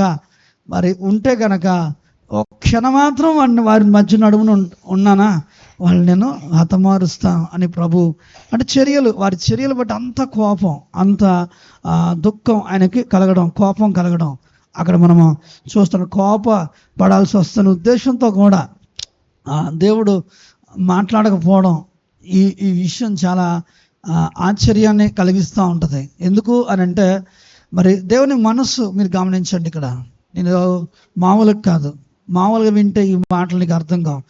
దేవుడు నీ యొక్క అజ్ఞాన కృతాలని చాలా వాటిని చూస్తున్నాడు. నీ నవ్వు బాగోదు, నీ మాట బాగోదు, నీ చూపు బాగోదు, నీ వినికిడి బాగోదు, నీ చర్య, నీ కూర్చునే పద్ధతి బాగోదు, నీ వస్త్రం బాగోదు. అయినప్పటికీ కూడా దేవుడు నిన్ను చాలా చాలా చాలా చాలా సహిస్తున్నాడంటే గుర్తుపెట్టుకో. మరి చాలా రకాల నువ్వు దేవుని ఆత్మనే దుఃఖపెడుతున్నావు. నిజంగా దేవుడు ఆయన నిన్ను విడువను ఎడబాయననే దేవుడు, ఎప్పుడు వెనువెంట వచ్చే దేవుడు. ఇశ్రాయేలీయుల గట ఎప్పుడు ఆయన మేఘము దూరం చేయలేదట. హల్లెలూయా. వారు ముందే నడుస్తూ ఉండేదట. ఎంత ఆయనకి ప్రేమ అని అంటే, ఎప్పుడు మేఘంలో అగ్ని జ్వాలల్లో దేవుడు వారికి సమీపంగా నడిచిన దేవుడు. మరి వారి చర్యలను బట్టి వారికి దూరంగా నిలిచిపోవడం, దూరంగా వెళ్ళిపోవడం చాలా, అది ఎంతో మరి నా మనసులో ఎంతో వేదన కలిగించిన ఆ సందర్భం. దేవుడు దూరం అయిపోవడం, మరి దేవుడు సమీపించే వేళ, ఆయన మనల్ని వెతికి వచ్చే వేళ నువ్వు సరిగా లేకపోవడం, సరిగా మరి వినకపోవడం, సరిగా కూర్చోకపోవడం, సరిగా నువ్వు ఎంత మాత్రము కూడా వినకపోవడం, అసలు ఆలోచన చేయకపోవడం బట్టి దేవుడు నీకు దూరం అయిపోతున్నాడేమో. చాలామంది మా కార్యాలు ఎందుకు జరగట్లేదని వ్యాకులం చెందుతూ ఉంటారు. దేవుని హస్తం మేము ఎందుకు చూడలేకపోతున్నాం, దేవుని వెలుగు మేము ఎందుకు చూడలేకపోతున్నాం, దేవుని ఆత్మను ఎందుకు మేము పొందలేకపోతున్నాం అని వ్యధ చెందుతున్న వాళ్ళు ఉన్నారు. కారణం ఏంటంటే, దేవుడు వస్తే ఒకవేళ నువ్వు దానికి సరిపోవేమో, ఒకవేళ దేవుని కార్యం చేయడానికి ఒకవేళ నువ్వు సరిపోవేమో ఒకవేళ. ఎందుకంటే దేవుని సన్నిధిలో మరి చాలా రకాలు కదా, నీ చూపు మారలేదు, నీ ప్రవర్తన మారలేదు, నీ హృదయం మారలేదు, నీ తలంపులు మారలేదు, నీ యొక్క చర్యలు ఏవీ మారలేదు. మరి క్షణమాత్రం నడుమున కానీ వస్తే పరిస్థితి ఎట్లా ఉంటుంది ఆలోచించే ఒకసారి. క్షణమాత్రం మీ మధ్యకు వచ్చానా నేను సంహరిస్తాను అంటున్నాడు. అంటే ఆయన వ్యక్తిత్వం ఇది. ఎందుకంటే ఆయన పరిశుద్ధుడు. నీ దేవుడైన యెహోవా పరిశుద్ధుడు. కాబట్టి దేవుని సన్నిధిలో మనం ఎట్లుండాలి, దేవుని సన్నిధిలో నీ ప్రవర్తన ఎట్లుండాలి, దేవుని కొరకు జీవిస్తున్న జీవితం మనకు ఉండాలి. దేవుని కొరకు అన్నట్టుగా మన జీవితాలు ఉండాలి. ఎందుకంటే చాలా బాధతో ఈ మాట నీతో చెప్తా ఉన్నాను. దేవుడు నిన్ను వెతకి వస్తున్నాడు, ఆయన కార్యం చేయడానికి ప్రయత్నం చేస్తూ ఉన్నాడు, నిన్ను హత్తుకోవడానికి చూస్తూ ఉన్నాడు. కానీ నిస్సహాయ పరిస్థితి చూడండి. దేవుని యొక్క ఆయన గుణగణం, ఆయన పరిశుద్ధుడు. గుర్తుపెట్టుకు, ఆయన పరిశుద్ధుడు. మరి నీ చర్యలను బట్టి, నీ మాటను బట్టి, నీ ప్రవర్తన బట్టి దేవుని కార్యాలు దూరం అయిపోతున్నాయి. దేవుని యొక్క మరి పరిచర్య కుంటుపడుతూ ఉంది. పరిచర్యలో దేవుని యొక్క సంకల్పాలు కుంటుపడుతూ ఉన్నాయి. దేవుని సన్నిధానం నిన్ను బట్టి అనేకులు దేవునికి దూరం అయిపోతూ ఉన్నారు, అనేకులు అసహ్యించుకుంటా ఉన్నారు. ఓప్ని, ఫీనెహాసు, ఏలీ కుమారులు వాళ్ళు చేసే చర్యలు బట్టి ఇశ్రాయేలుకి అసహ్యత కలిగిందట. యెహోవా నామం పేరట బలి అర్పించడానికి ఏలీ కుమారులు చేసే చర్యలు, వాళ్ళ క్రమం లేదు, వాళ్ళ ఆరాధనలో క్రమం లేదు, వాళ్ళు నడిచే నడతల్లో క్రమం లేదు, వారి జీవితంలో పరిశుద్ధత లేదు. వారు మందిరంలోనే పాపం చేసేవారిగా ఉంటున్నారు, దేవుని సంఘంలోనే పాపం చేసేవారిగా ఉంటున్నారు, పాప విధానంలో వాళ్ళు ఉంటున్నారు. దేవుని కోపము వారి పైన రగులుకున్నది. మరి దేవుడు ఎన్నో మార్లు వారికి ప్రవక్తను పంపించాడు. అర్థం చేసుకుంటారండి, వాళ్ళందరికంటే చిన్న పిల్లోడు సమూయేలు ద్వారా మాట్లాడాడు. ప్రవక్తను పంపించాడు, చిన్న పిల్లోడు సమూయేలు ద్వారా మాట్లాడాడు. దేవునితో గొప్ప దైవజనుల ద్వారా దేవుడినితో మాట్లాడాడు గతకాలం. ఇప్పుడు అల్పుల ద్వారా కూడా దేవుడు మాట్లాడుతున్నాడు. నువ్వు వినట్లే, నీలో మార్పు రావట్లే, నువ్వు ఎంత మాత్రం కూడా మారు మనసు పొందట్లేదు. గొప్ప వ్యక్తులు వచ్చి అడుగుపెట్టి ఈ స్థలాల్లో వర్తమానాలు ఇచ్చారు, గొప్ప వ్యక్తులు వచ్చి నీకు అనేక వర్తమానాలు తెలియపరిచారు, వాళ్ళది నువ్వు పట్టించుకోవట్లే. అల్పులు, దీని లేనటువంటి వారు వచ్చి నీకు వర్తమానాలు చెప్తున్నారు, ఇప్పుడు వాళ్ళ మాటలు కూడా పట్టించుకోవట్లేదు. ఇప్పుడు మారుతావు నువ్వు? మరి ఎప్పుడు నువ్వు మారు మనసు పొందుతావు? ఎప్పుడు నువ్వు మారు మనసు పొంది దేవుని వైపు తిరుగుతావు? దేవుని వాక్యం చెప్తా ఉంది, దేవుని రాజ్యం సమీపిస్తూ ఉంది, దేవుని రాజ్యం సమీపిస్తూ ఉంది. ఆ రాజ్యంలో కుక్కలైనను, మాంత్రికులైనను, వ్యభిచారులైనను, దొంగలైనను, అబద్ధికులైనను వీరెవ్వరూ ప్రవేశించరు. దేవుని సన్నిధానంలో దేవుని వాక్యం చెప్తా ఉంది, దేవునికి ఇష్టకరంగా జీవించిన వారి జీవితాల్లో దేవుడిచ్చే ఆశీర్వాదాలను చూడగలుగుతాం. దేవుని సన్నిధిలో దేవునికి ఇష్టకరంగా నువ్వు జీవించలేకపోతే ఆ రాజ్యంలో ఎంత మాత్రం ప్రవేశించలేవు. నిషిద్ధమైన దాన్ని కానీ, అసత్యమైన దాన్ని కానీ, అబద్ధమైన దాన్ని కానీ జరిగించేవారు అందులో ఎంత మాత్రం ప్రవేశించరని ప్రకటన గ్రంథం చివరి అధ్యాయంలో చదువుతాం. చాలా ఆ రాజ్యం గొప్ప విలువైనది. యేసు రక్తం చేత ఆయన కొన్న జనాంగం మరి అందులో ప్రవేశిస్తారు. ఆయన రక్షణను కడ వరకు కొనసాగించుకున్నటువంటి వాళ్ళు ఆ రాజ్యంలో ప్రవేశిస్తారు. కాబట్టి దేవుని సన్నిధిలో ఇష్టానుసారంగా, దేవునికి ఇష్టకరం కాకుండా నువ్వు ఇష్టానుసారంగా జీవిస్తే దేవుడు మరి ఆ రాజ్యంలో నువ్వు ఎంత మాత్రం కూడా ప్రవేశించలేవు. దేవుడు మరుగు చేసుకుంటున్నాడు. కార్యాలు ఏం జరగట్లేదండి.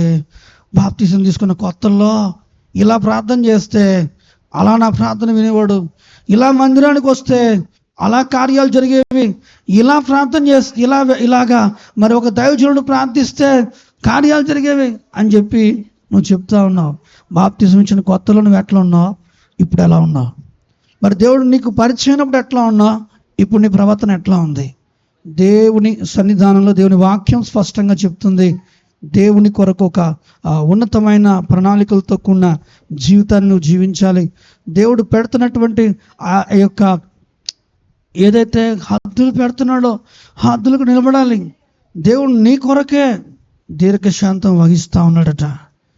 ఆయన మనసును గురించి మరొక మాట నేను చెప్పేసి వర్తమానాన్ని ముగించేస్తాను. రెండో పేతురు రాసిన పత్రిక ఈ పీరియడ్ ఎందుకు లేట్ అవుతుందో, మరి ఇప్పుడున్న పీరియడ్ మనం చెప్పుకున్నాం కదా, మనకు వెనక భాగంలో మనం చూసుకుంటే ఆయన శిలువ బలియాగం, ముందు భవిష్యత్తు చూస్తే కొదమ సింహంలాగా క్రీస్తు రావడం, ఈ మధ్యకాలంలో ఏమీ జరగనట్టుగా, ఏమీ కార్యాలు కనబడినట్లుగా, ఏమీ దేవుని చర్యలు మరి ఉన్నట్లుగా లేనట్లుగా నీకు కనిపించడానికి కారణం అసలు నువ్వేం చేస్తున్నా, ఎవరిని నేమనకపోవడం, నువ్వేం చేస్తున్నా మరి అది నీకు జరిగిపోవడం ఎలా పడితే అలాగా, ఇవన్నిటికి కారణాలు ఇక్కడ రెండో పేతురు రాసిన పత్రిక 3:8 నుంచి చూసుకుంటూ వెళ్దాం. చూడండి ఒకసారి. ప్రియులారా ఒక సంగతి మర్చిపోకడి, ఏమనగా ప్రభు దృష్టికి ఒక దినము 1000 సంవత్సరములవును, 1000 సంవత్సరములు ఒక దినములో ఉన్నవి. కొందరు ఆలస్యమని ఎంచుకున్నట్లు ప్రభువు తన వాగ్దానమును గూర్చి ఆలస్యము చేయువాడు కాదు గాని ఎవడును నశింపవలనని ఇచ్చయింపక అందరూ మారు మనసు పొందవలనని కోరుచు మీ ఎడల దీర్ఘశాంతము గలవాడై ఉన్నాడు. హల్లెలూయా, హల్లెలూయా. ఏ ఒక్కరు కూడా నశించకూడదని అసలు చెప్పాలంటే ఆయన వ్యక్తిత్వం గురించి లూకా 18:7 నుంచి మనం చూస్తే చూడండి. లూకా సువార్త 18. దేవుడు ఏర్పరచుకున్న వారు దేవారాత్రులు తన గూర్చి మొరపెట్టుకొనుచుండగా వారికి న్యాయం తీర్చడా, ఆయన వారికి త్వరగా న్యాయము తీర్చు. దేవుడు వ్యక్తిత్వం వరకు చూసుకుంటే స్పీడ్ గానే ఆయన కార్యాలు ఉంటాయి. మరి మనం అనుకున్నట్టుగా ఏం కాదు. సడన్ గా దేవుని యొక్క మర్మము ముగించబడుతుంది. మరి దేవుడు తన సిద్ధపరిచిన వారిని తీసుకెళ్ళిపోతాడు. హల్లెలూయా. ఎంతసేపు చెప్పండి, దానికి ఎంతసేపు పడుతుంది చెప్పండి. మీకు బైబిల్ బాగా వినేవాళ్ళు కాబట్టి యేసయ్య మరి రేపపాటు. హల్లెలూయా. రేపపాటులో అన్ని జరిగిపోతాయి. హల్లెలూయా. ఏదో పెద్ద విషయంగా ఏం కాదు. నువ్వు రెప్పేసి ఒకసారి ఎంత టైం పడుతుందో, నువ్వు రెప్పేసి తీసి వేస్తే ఎంత టైం పడుతుందో అంత స్ప్లిట్ సెకండ్స్లో అంత మరి సెకండ్ కంటే చాలా తక్కువ కదా లెప్పేసి తీయడం. మరి అంతకంటే తక్కువ మంటి దేహాలు మహిమ దేహంగా మార్చబడతాయి. హల్లెలూయా. తీసుకెళ్ళిపోతాడు. ఏముండదు ఇంకా. ఆ మర్మం అయిపోయిందంటే ఎందుకు అని అంటే ఏ ఒక్కరు నశించకూడదు. అందుకు ఆగుతున్నాయి. నువ్వేదో పిచ్చోడు ఏంటంటే నువ్వేమనుకుంటున్నావు అంటే ఇలా సాగుద్ది, ఏదో చెప్తారులే వాళ్ళు అనుకుంటున్నావేమో. ఏమి కళ్ళబొల్లి మాటలు, ఒక కాశీ మజిలీ కథలు కాదు ఇవి. నిజంగా చెప్పాలంటే అక్షరాల జరిగిన మాటలు. చరిత్రగా జోసఫస్ అనేటువంటి చరిత్రకారుడు, బైబిల్లోనే కాదు చరిత్ర గ్రంథాల్లో కూడా, మరి జోసఫస్ అనేటువంటి ఆయన 1వ శతాబ్దంలో యేసుక్రీస్తు ప్రభువారిని గురించి తన యొక్క రచనలో ఈ విధంగా రాస్తా ఉన్నాడట. ఒకానొక సమయంలో ఒక అద్భుతమైన వ్యక్తి ఉండేవాడు. ఆయన మాటలో అధికారం ఉంది, ఆయన మాటలో శక్తి ఉంది. అనేకులు ఆయన మాటల ద్వారా స్వస్థత పొందేవారు. ఆయన మాటను బట్టి అనేకుల్ని మరి ఆయన స్వస్థపరిచాడు. చనిపోయిన వాళ్ళని కూడా లేపాడు. కానీ బాధాకరమైన విషయం ఏంటంటే ఆయన మీద నింద వేసి ఆయనని నాటి మత పెద్దలు వారు మరి ఆయనని శిలువ పైనకి ఎక్కించి చంపారు.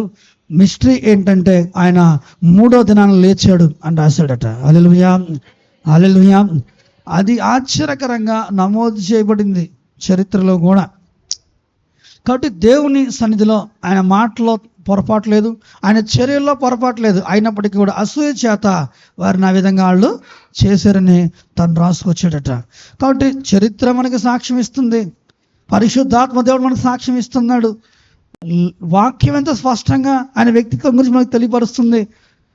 అయినా సరే నేను చలించను, నేను ఇంతే అని అనుకుంటున్నామేమో. దేవుని వాక్యం చెప్తుంది. మీకు అందరికీ చాలాసార్లు నేను చదివించి చాలాసార్లు చెప్తా ఉండేవాడిని.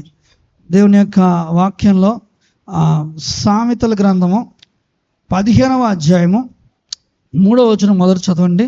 సామెతల గ్రంథము 15వ అధ్యాయము 3వ వచనం. యెహోవా కనులు ప్రతి స్థలం మీద ఉండును, చెడ్డవారిని మంచివారిని అవి చూచుచూ ఉండును. ఇంకో మాట కూడా చూడండి. 2వ దినవృత్తాంతాల గ్రంథము 16:9. 2వ దినవృత్తాంతాల గ్రంథము 16:9. అమ్మా చూడండి ఒకసారి. 16:9. తన ఎడల యథార్థ హృదయము గలవారిని బలపరచుటకై యెహోవా కనుదృష్టి లోకమంతటా సంచారము చేయుచున్నది. హల్లెలూయా, హల్లెలూయా.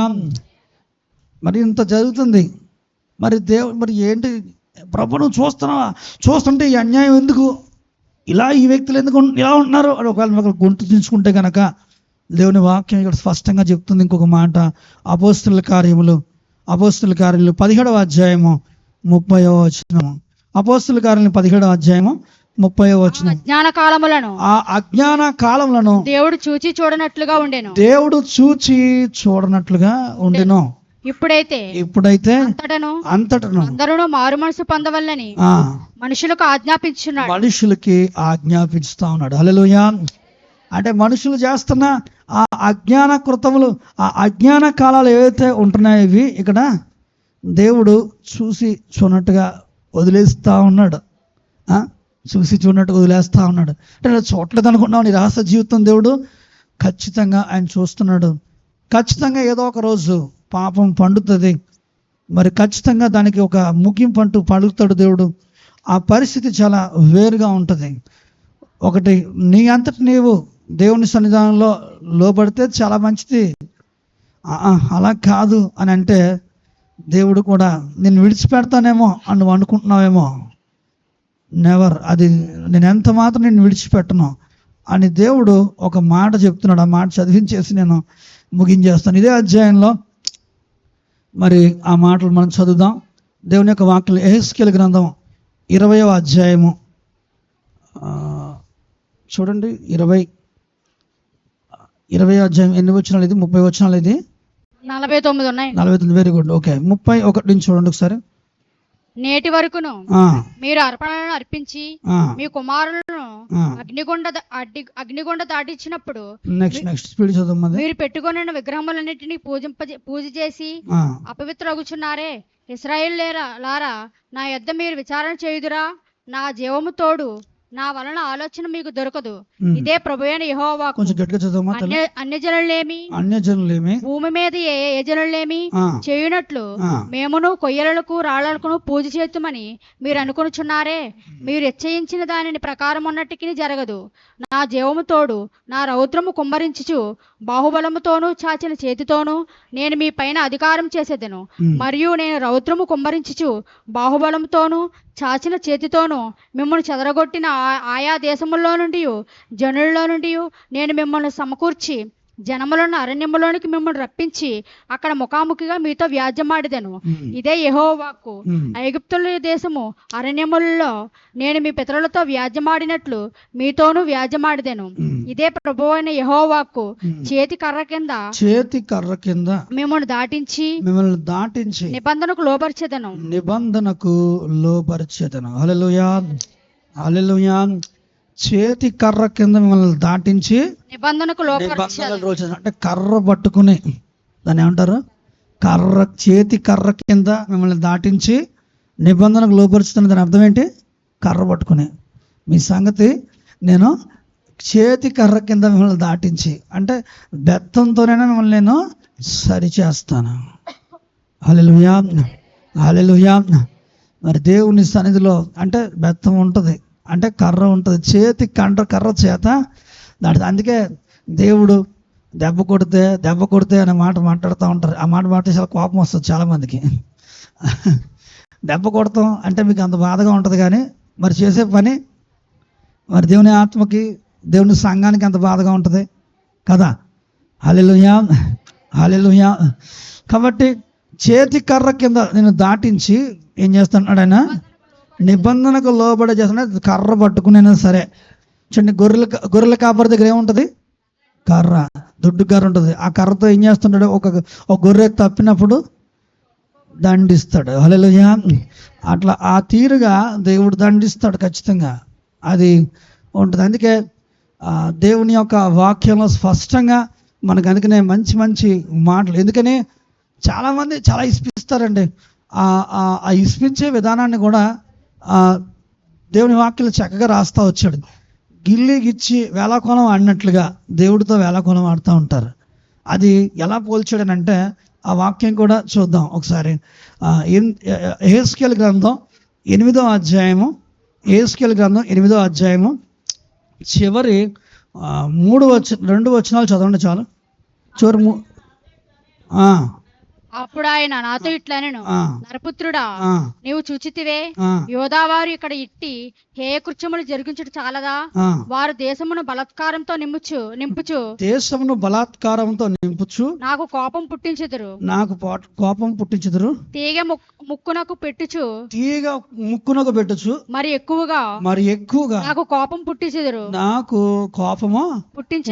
తీగ ముక్కును పెట్టుకోవడం మరి అంటే వేళాకోళం ఆడతారు పిల్లలు. చూడండి, ఇలా గిల్లుతారు. అలా గిచ్చినట్టుగా ఎవరో చూడకపోతే ఏం చేస్తూ ఉంటారు కొంతమంది, చిన్న పుల్ల తీసుకొచ్చి ముక్కులో పడుతున్నట్టుగా వేళాకోళం ఆడతారు కదా. అలా దేవుడితో కూడా తీగ ముక్కుకి తగిలించినట్టుగా చేస్తూ ఉన్నారట. అంటే ఏంటి? ఏం చూడలే, పర్వాలేదు, ఏం కాదులే, దేవుడు ప్రేమై ఉన్నాడు, క్షమించేస్తాడు. పశ్చాత్తాపడితే క్షమించేస్తాడు కదా. పశ్చాత్తాపం అంటే అర్థం తెలుసా అసలు? మామూలుగా ఒక వ్యక్తి పశ్చాత్తాపడుతున్నాడంటే దాని అర్థం ఏంటి? చచ్చిపోయినట్టు లెక్క. అందుకు దేవుడు ఒప్పుకున్నాడు. ఎందుకు? దేవుడు పై రూపాన్ని చూడడు, ఆయన హృదయాంతరంగాన్ని చూస్తాడు. హల్లెలూయా. ఒక వ్యక్తి పశ్చాత్తాపడుతున్నాడంటే ఆ వ్యక్తి చనిపోయాడని అర్థం ఒక రకంగా. మరి ఎందుకు? దేవుడు హృదయాన్ని చూస్తాడు, పై రూపాన్ని చూడడు. హల్లెలూయా. హృదయాంతరంగాలు. అందుకే చూడండి, మనకి ఒక సహోదరుని మీద కోపపడితే కూడా నీవు అది నరహత్య అన్నట్టుగా చెప్తా వచ్చాడు మనకి కొండ మీద ప్రసంగంలో.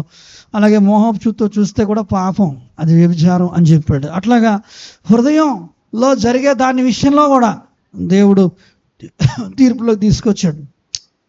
కాబట్టి పశ్చాత్తాపడడం అంటే మనం సింపుల్గా సారీ చెప్పేసినట్టు కాదు. అది నువ్వు ఒకసారి పశ్చాత్తాపడి క్షమించు ప్రభువా అని చెప్పావని అంటే మళ్ళా తప్పు చేయకూడదు. హల్లెలూయా.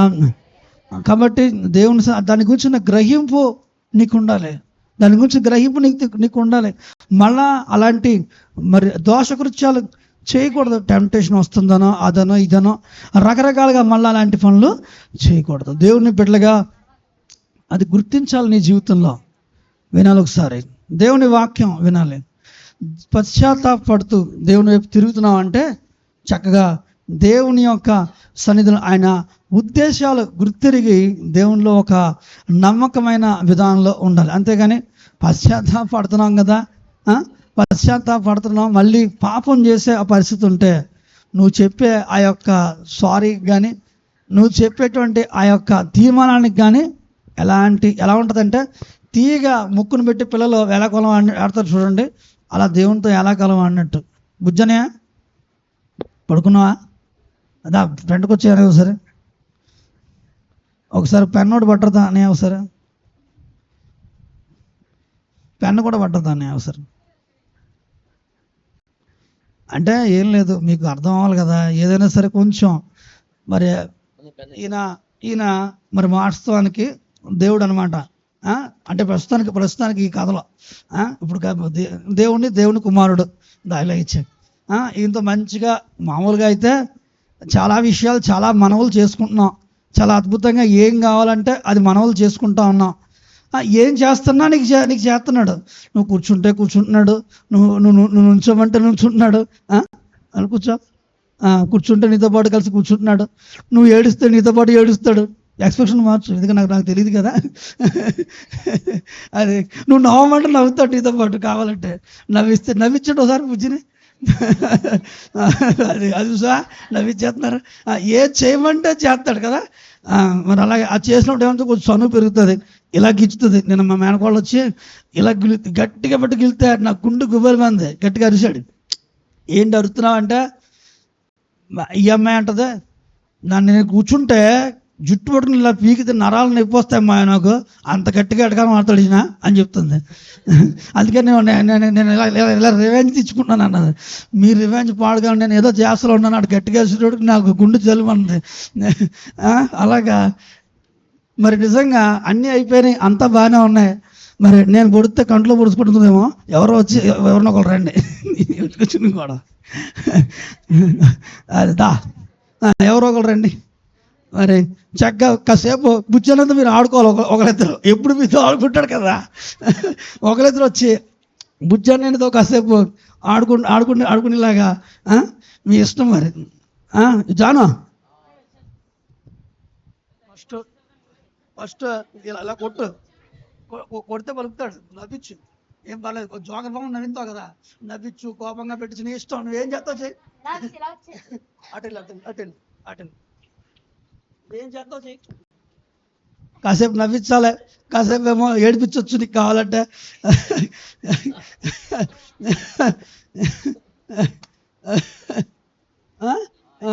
ఈసారి లాస్ట్ పెన్ను తీసుకుని ముక్కులో పడు,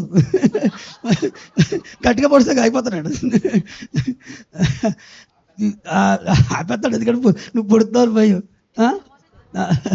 అలాగా అది జస్ట్ అది తగిలించింది, ముక్కు తగిలించి జస్ట్ అలా చూడండి. అలాగా అలా ముక్కు జస్ట్ అలా ముక్కుకి తగిలించి వెనక్కి లాగు, ముక్కుకి వెనక్కి తగిలించి వెనక్కి లాగు, ముక్కుకి తగిలించి వెనక్కి లాగుతూ ఉండు. అలాగా కొద్దిసేపు 3 సార్లు లాగు చాలు, ముక్కుకి తగిలించి ఇలా పొడిచి వెనక్కి లాగడమే. అలాగా చూస్తా ఆ యొక్క ఎక్స్ప్రెషన్స్ మీరు గమనించండి. దైవ సన్నిధిలో పరిశుద్ధాత్మ దేవుడితో అన్యోన్య సహవాసం అంటే దేవునితో ఇలా ఆడుకున్న విధానం అయిపోయింది మనది. పడుకుని ప్రార్థన చేస్తాం, కూర్చుని ప్రార్థన చేస్తాం కదా, మరి నడుతూ ప్రార్థన చేస్తాం. ప్రభు మాతో కూర్చో ప్రభా, మాతో ఉండు ప్రభు అంటాం, అంతేనా? మరి నిజంగా ఆ యొక్క చొరవ అయిపోయింది వాళ్ళకి, ఇశ్రాయేలీలకి ఆ విధంగా చొరవ అయిపోయింది. తీగ ముక్కుకి ఇచ్చినట్టుగా చేసి పశ్చాత్తాపడటం కూడా ఎలా ఉంటుందంటే వాళ్ళు వేళకోళంగా పూర్తిగా అది వెటకారంగా అయిపోయింది. పశ్చాత్తాపడే ఆ యొక్క సన్నివేశం కూడా తీగ ముక్కుకి వాడించాలంటే అన్నం పెడతాం చూడండి, అన్నం పెట్టి అన్నం పెట్టి ఒక వ్యక్తికి ఆ కంచం వెనక్కి లాగితే ఎలా ఉంటుందో దేవునితో అలా ఆటలాడుతున్నారు చాలామంది. దేవునితో చాలా ఆటలాడుతాం. అన్నం పెడతామని కూర్చోబెట్టాం, అవునా, ఈ వ్యక్తిని అన్నం పెట్టి కూర్చోబెడతాం, అన్నీ వడ్డించాం, పాపం ముద్ద కలుపుకుంటూ ఉంటాడు, ఇలా లాగేస్తూ ఉంటుంది. దాని అర్థం ఏంటి?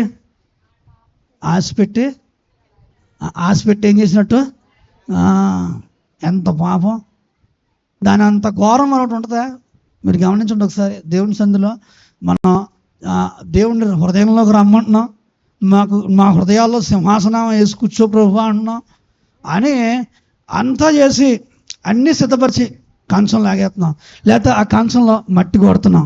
ఇలాంటి పరిస్థితులు పోవాలి సంఘంలో నుంచి. అప్పుడు రాకడ త్వరగా వస్తుంది. హల్లెలూయా, హల్లెలూయా. మరి ఇలాంటి పరిస్థితులు సంఘంలో పోవడం కొరకు దేవుడు ఆ రాకడ సందర్భాన్ని దేవుడు చక్కగా ఆపుతున్నాడు నీకోసం. ఎందుకంటే ఇలాంటి రీతిగా ఎన్నెన్నో జరుగుతున్నాయి నీకు తెలియకుండా.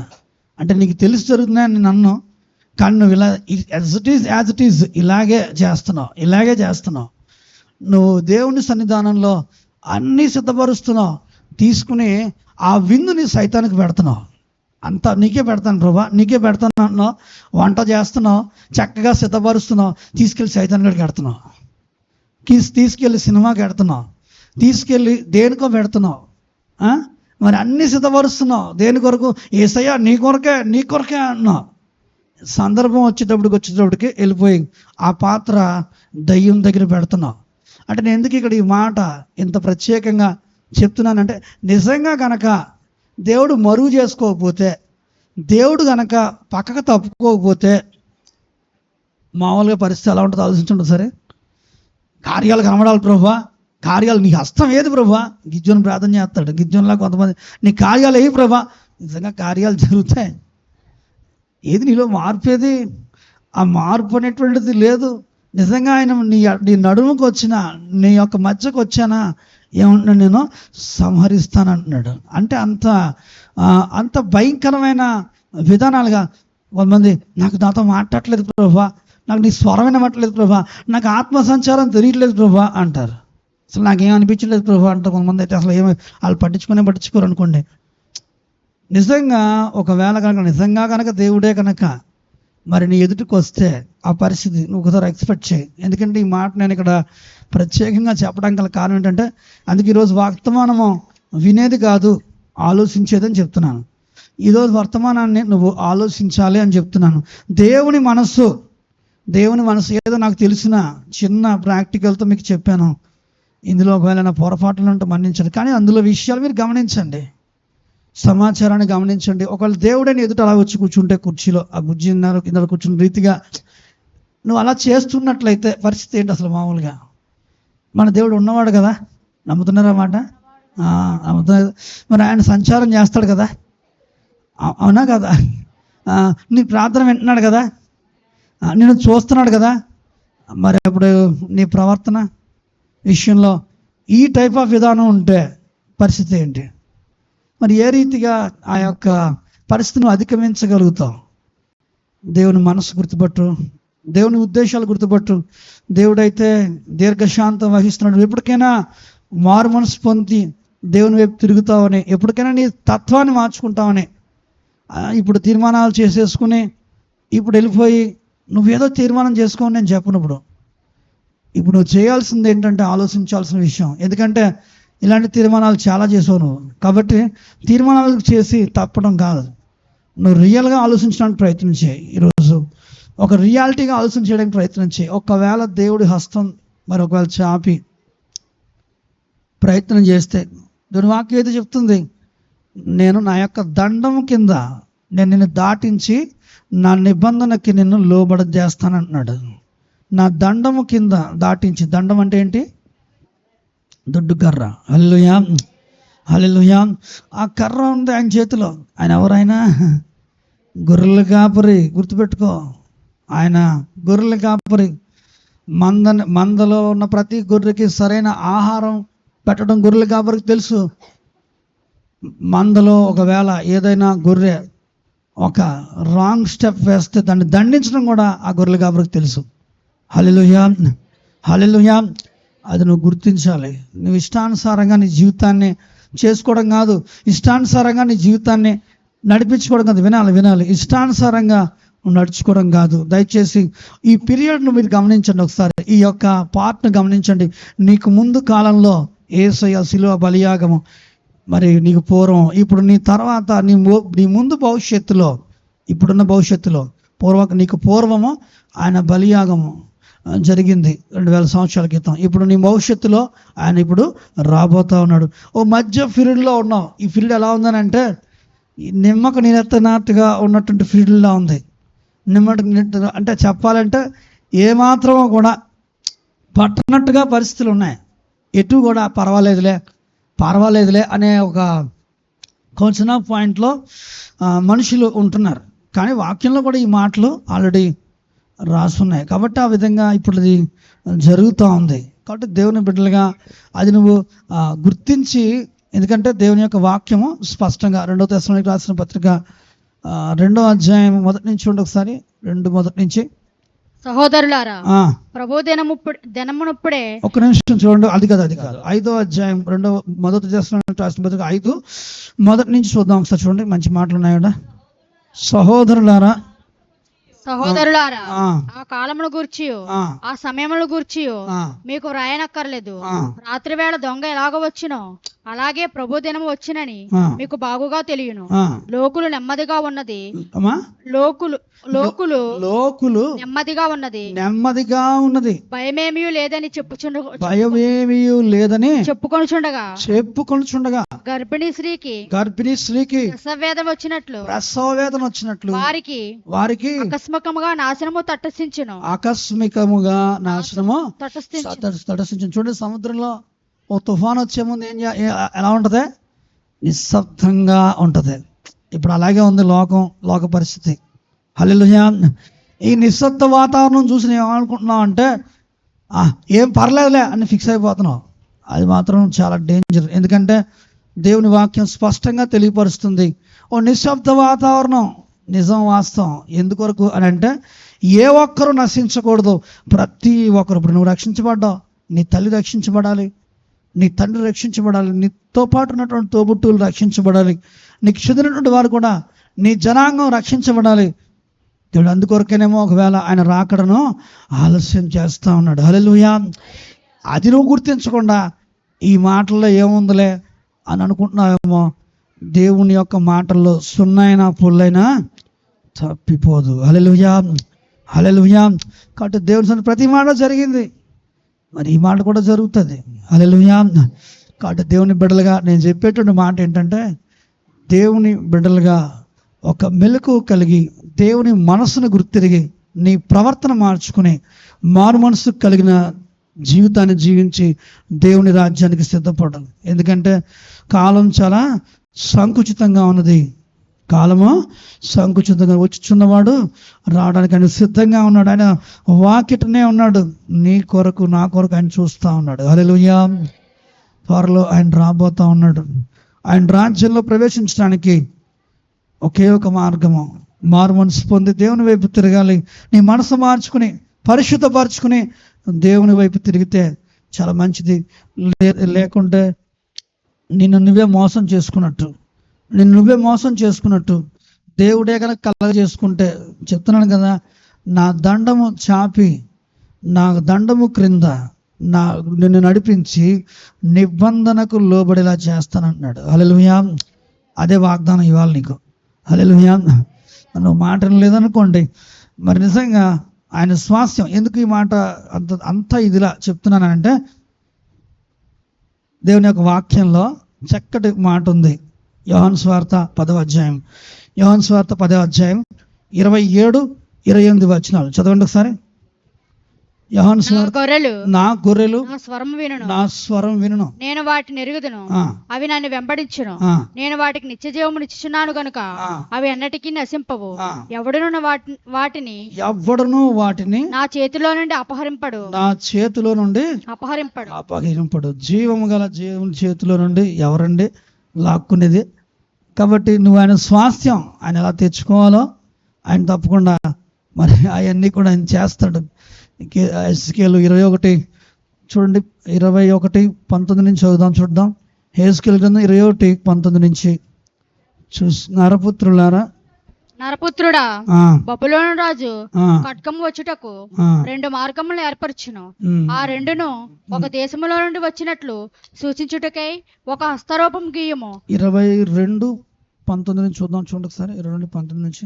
కావున ప్రభువైన యెహోవా సెలవిచ్చింది ఏమనగా, మీరందరూ మస్టు వంటి వారైతిరి, నేను మిమ్మల్ని యెరూషలేము మధ్యను పోగు చేసేదను. ఒకడు వెండియు ఇత్తడియు ఇనుపును శేషమును తగరమును పోగు చేసి కొలిమిలో వేసి దాని మీద అగ్ని ఊది కరిగించినట్లు నా కోపము చేతను రౌద్రము చేతను మిమ్మల్ని పోగు చేసి అక్కడ మిమ్మల్ని కరిగించుతును. హల్లెలూయా, హల్లెలూయా, హల్లెలూయా. ఇది దేవుడు మరి మారు మనసు పొందని వారికి దేవుడిచ్చే హెచ్చరిక. దేవుడు ఎటు కూడా, ఎందుకు అంటే ఇటు కూడా దేవుని చేతిలో నుంచి నువ్వు దాటిపోవడం అవ్వదు. మరి పోరాటం అనేటిది లేకుండా చక్కగా దేవుని వైపు తిరిగితే మంచిగా అద్భుతమైనటువంటి విధానం ఉంటుంది. లేదనుకోండి, ఇక వాళ్ళకి ఎక్కడికి వెళ్ళినా టెంపరీ నరకమే.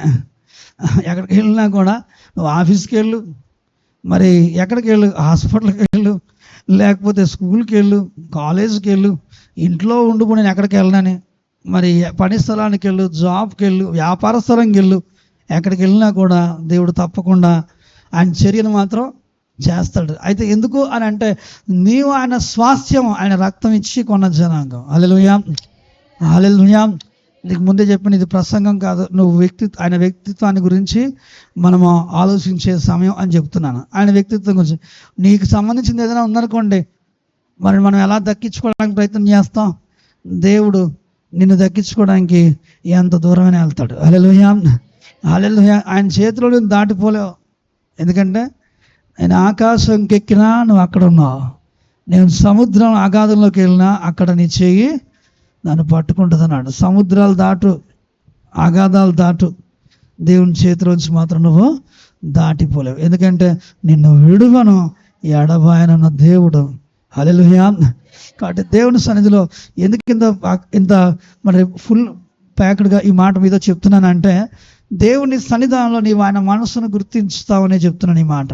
ఆయన శక్తిని గుర్తెరిగావు, ఆయన ప్రేమను గుర్తెరిగావు, ఆయన తత్వాన్ని కూడా ఇక్కడ నువ్వు జ్ఞాపకం చేసుకో. ఇవాళ మనసును జ్ఞాపకం చేసుకో. ఆయన చేతిలో నుంచి నిన్ను ఆయన జార విడుచుకోడు. చూడండి, ఒక 10,000 రూపాయల కట్ట ఉంది, అది జార విడుచుకోవడానికి ఇష్టపడతావు నువ్వు? ఇష్టపడవు. ఎంత బాగా పట్టుకుంటాం కదా, ఎంత బాగా పట్టుకుంటావు నువ్వు, అంతకంటే అది ఆయనకి చాలా ఎక్కువ. హల్లెలూయా. ఎందుకంటే ఆయన రక్తం ఇచ్చి ఆయన నిన్ను కొనుక్కున్నాడు. హల్లెలూయా. ఆయన త్యాగ ఫలితం నీ యొక్క రక్షణ కార్యం. హల్లెలూయా. అందుకే ఇంత గొప్ప రక్షణ నిర్లక్ష్యం చేసినాడులా ఎలాగూ తప్పించుకుందో. హల్లెలూయా. అటు దేవుని సన్నిధిలో ఈ కొద్ది మాటలు మీ వినికిళ్ళు దేవుడు దీవించును గాక. ఆమేన్. ప్రార్థన చేసుకుందాం. ఈ వాక్యం వింటున్న ప్రతి ఒక్కరు చాలా జాగ్రత్తగా మీ మైండ్లో ఆలోచన చేయండి. ఒక ఎక్సర్సైజ్, ఒక ప్రత్యేకమైన ఎక్సర్సైజ్ నీ ముందు ఏం పెట్టాను, ఒక ప్రత్యేకమైన ఉద్దేశం, ఆయన ఉద్దేశాలన్నీ ముందు పెట్టాను. నువ్వు ఆలోచన చేయి. ఒకసారి నీ మనసు తెరిచి దేవుని వైపు తిరిగితే, సరెండర్ అయితే పెనుగులాట తప్పుతుంది. ఇది కూడా మరి పెనుగులాట తప్పుతుంది. దేవుని చేయి దాటి నువ్వేం చేయలేవు, చేయడానికి ఏమీ లేదు కూడా అక్కడ. కాబట్టి దేవుని సంగతి సబ్మిట్ అవుతే చాలా బాగుంటుంది. మారు మనసు పొంది దేవుని వైపు తిరిగితే చాలా బాగుంటుంది. దేవుడు అయితే నిన్ను పట్ల చాలా దీర్ఘశాంతం వహిస్తూ ఉన్నాడు. దేవుడు నిన్నైతే ఎంతగానో ప్రేమిస్తున్నాడు. నువ్వు దాటిపోవడం ఆయన ఇష్టపడడం. కాబట్టి దేవుని బిడ్డలుగా ఆయన వైపు తిరగాలని ప్రేమపూర్వక విజ్ఞప్తి చేస్తాను. ఆయన స్వార్థ నిర్లక్ష్యం చేయకు, ఆయన రక్షణ నిర్లక్ష్యం చేయకు. ఇదే రక్షణ దినము, ఇదే అనుకూలమైన సమయం. ఏ దినం ఏం జరుగుతుందో నీకు తెలియదు కదా. కాబట్టి దేవుని వాక్యం వింటున్నా నీవు, దేవుని రాజ్యం సమీపిస్తూ ఉంది. మారు మనసు పొంది దేవుని వైపు తిరుగు. దేవుని రాజ్యాన్ని నిర్లక్ష్యం చేయకు, దేవుని కార్యాలని నిర్లక్ష్యం చేయకు, దేవుని పరిచర్యని, దేవుని సంఘాన్ని, దేవుడిస్తున్న వాక్యాన్ని నిర్లక్ష్యం చేయొద్దు. దేవుడు నీకు చూపిస్తున్న ఆ సత్యాల్ని నువ్వు నిర్లక్ష్యం చేయొద్దని ప్రేమపూర్వకంగా విజ్ఞప్తి చేస్తా ఉన్నాను. ప్రార్థన చేసుకుందాం. హల్లెలూయా, హల్లెలూయా, హల్లెలూయా, హల్లెలూయా, హల్లెలూయా, హల్లెలూయా. పరిశుద్ధుడా, పరిపూర్ణుడా, నీ పరిశుద్ధ పాదములకు వందనాలు, స్తోత్రాలు చెల్లిస్తున్నాం తండ్రి. మేమేనా నీ కృపల్ని దయవల్ని ఒప్పుకుంటున్నాం. నీకే సమస్త మహిమ, ఘనత, ప్రభావంలో ఆరోపిస్తున్నాం. ప్రభా, విత్తబడిన వాక్యము ఒక్కొక్కరి జీవితాల్లో ఫలింపచేయండి. ప్రభా నీ కొరకు నమ్మకమైన సాక్షులుగా నిలబడడానికి సహాయం దయచేయండి. ప్రభా నీ కొరకు బిడ్డలు వెలగడానికి సహాయం దయచేయండి. నీ స్వాస్థ్యమైన జనాంగం తండ్రి చేరవచ్చిన ప్రతి ఒక్కరిని తాకండి, బలపరచండి. నీ మనసుని ఈ స్థలాల్లో మేము జ్ఞాపకం చేసుకుంటూ, నీ ప్రేమను నీ కనికరాన్ని మేము జ్ఞాపకం చేసుకుంటూ, కొన్ని విషయాలు తండ్రి నాన్న వారితో మాట్లాడడానికి ఇచ్చిన అవకాశం బట్టి నీకు స్తోత్రాలు ప్రభా. ఆ యొక్క మాటలను సారాంశం ప్రతి ఒక్కరు గుర్తించి నీ వైపు తిరగడానికి సహాయం దయచేయి. నీ కొరకు నమ్మకమైన సాక్షులుగా నిలబడడానికి సహాయం దయచేయి. వెతపడుతున్న మాటలు ఒక్కొక్కరి జీవితాల్లో ఫలింపచేయమని ప్రార్థిస్తున్నాం తండ్రి. నీ కొరకు ఆలోచించాలి, నీ మనస్సు ప్రభా ప్రతి ఒక్కరు గుర్తించాలి ప్రభా. నీ వ్యక్తిత్వాన్ని ధ్యానించాలి ప్రభా. వారి జీవితాల్లో ఒక నెమ్మది కలిగిన స్థలాల్లో మేము ఉన్నాం, ఒక నిర్లక్ష్యమైనటువంటి ఆ యొక్క పీరియడ్లో మేము ఉన్నాం తండ్రి. ఇప్పుడు ఏం పర్వాలేదు, ఏమీ విధమైనటువంటి పరిస్థితి కాదు, మరి ఎలా మనం పడితే అలా జీవించినా మనకేమీ కాదు అనేటువంటి ఒక సిచ్యువేషన్లో లోకం నేడు ఉంటుండగా తండ్రి ఈ నెమ్మది కలిగిన ఈ సందర్భాలని ఎందుకొరకు నువ్వు ఇచ్చావో నీ వ్యక్తిత్వం ద్వారా ధ్యానిస్తుంటుండగా ప్రభా కొన్ని సత్యాల్ని ప్రభా ఈ యొక్క సందర్భంలో మేము జ్ఞాపకం చేసుకోవడానికి నువ్వు అవకాశం ఇచ్చావు, నీకు స్తోత్రాలు చెల్లిస్తున్నాం. ఒక్కొక్కరిని తాకండి, బలపరచండి. వెతబడిన వాక్యము ఒక్కొక్కరి జీవితాల్లో ఫలింపచేయమని ప్రార్థిస్తున్నాం. వీళ్ళని బలపరచండి, స్థిరపరచండి తండ్రి. నేను ప్రభా నీ నామమునకు ప్రభా తండ్రి, నేను ప్రభా నిన్ను ప్రభా ఎగతాళి చేసే విధంగా ప్రభా నిన్ను ప్రభా తండ్రి వారి యొక్క ప్రవర్తన ఉండకుండా సాయం దయచేయి ప్రభా. నీ సన్నిధానంలో అపనమ్మకత్వం కలిగించే విధంగా, నీ ఆత్మను దుఃఖపెట్టే విధంగా వారి చర్యలు మార్చుకోకుండా నీ సన్నిధిలో ఇష్టానుసారంగా ఉండే ఆ తత్వాల నుంచి విడుదల దయచేయండి ప్రభా. ఒక్కొక్కరి జీవితాల్లో మేలును, ఆశీర్వాదమును, దీవెన దయచేయండి. కొన్ని విషయాలు ప్రభా తండ్రి, కొన్ని మాటలు ప్రభా బిడ్డలతో మాట్లాడడానికి నువ్వు ఇచ్చిన అవకాశం బట్టి నీకు స్తోత్రాలు. వెత్తబడిన వాక్యం నీరు కట్టి ఫలింపచేయండి. నీ మనస్సును గుర్తిరిగి ప్రతి ఒక్కరు మంచిగా జీవించడానికి కృప దయచేయమని, సమృద్ధి దీవెనల చేత నింపమని యేసుక్రీస్తు నామములో అడిగి వేడుకుంటున్నాం తండ్రి. ఆమేన్. అమ్మా ప్రతి ఒక్కరు కూడా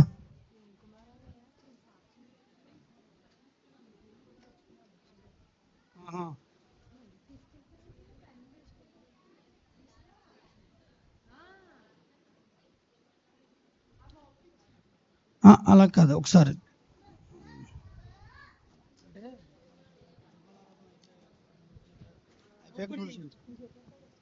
అమ్మ ఒకసారి ప్రేమ కుమార్ బ్రదరు చిన్న సాక్ష్యం చెప్తాడట మీకోసం మరి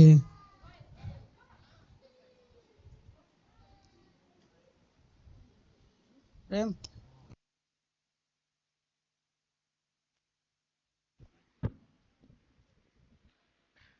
ప్రభునామంలో దేవునికి వందనాలు, పాస్టర్ గారికి మరియు సంఘస్థులందరికీ వందనాలు.